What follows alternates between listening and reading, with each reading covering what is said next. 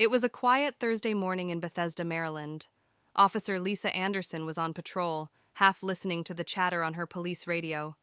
Lisa had been a cop for over a decade, but lately her badge felt more like a burden than an honor. Her colleagues knew her for her quick judgments, a trait she didn't think was a problem. As Lisa cruised along, a sleek black SUV sped past her car. Without hesitation, she switched on her siren and pulled the vehicle over.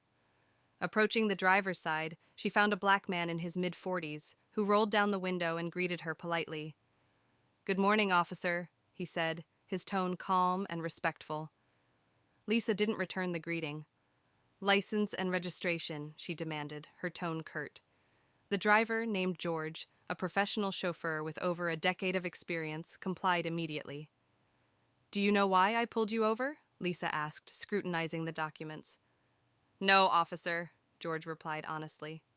"You were speeding," Lisa stated. "I don't believe I was," George answered politely. Lisa's eyes narrowed.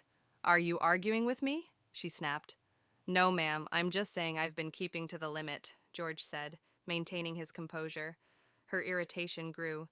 "Step out of the car," she ordered. George hesitated but complied. Lisa began questioning him aggressively, ignoring the tinted windows of the SUV and what might be beyond them. Inside the vehicle, the passenger in the back seat observed the interaction silently. Donald Trump, opting for a quiet ride to his golf course that morning, shifted slightly in his seat. This was not the peaceful trip he had envisioned. As Lisa's tone became increasingly sharp, Trump decided to intervene. He rolled down the rear window, revealing his unmistakable face. Lisa froze, her eyes widening in shock. "Is there a problem here?" Trump asked casually, his tone calm but firm. Lisa's confidence evaporated. No, sir," she stammered, stepping back instinctively. Trump's gaze didn't waver.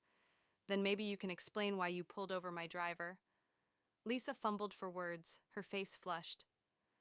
George stood quietly, watching the exchange with quiet dignity. "Let me make this clear," Trump said, his voice steady.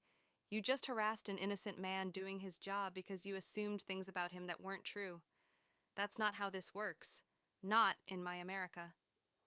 Lisa's hand tightened on her belt, but she said nothing. Trump continued, "You're going to let George get back in the car and leave us alone. Understand?" Lisa nodded stiffly, her authority crumbling under the weight of her mistake.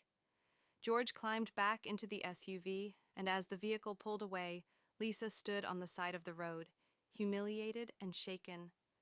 Back at the precinct, Lisa's day grew worse. By the time she arrived, the news had already spread. A passing motorist had filmed the entire exchange, and the video was now going viral online.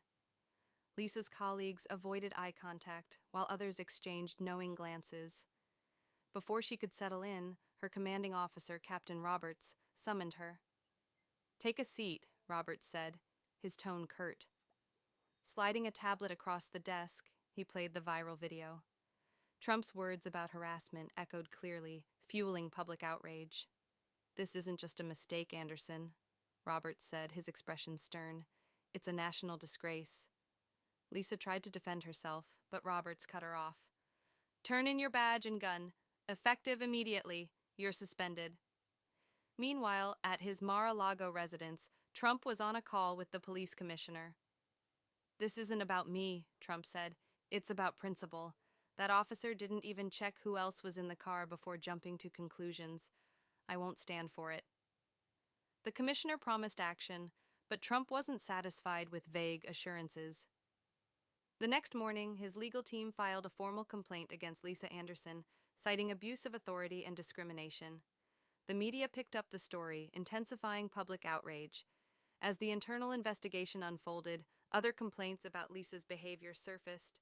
Her suspension quickly escalated into termination.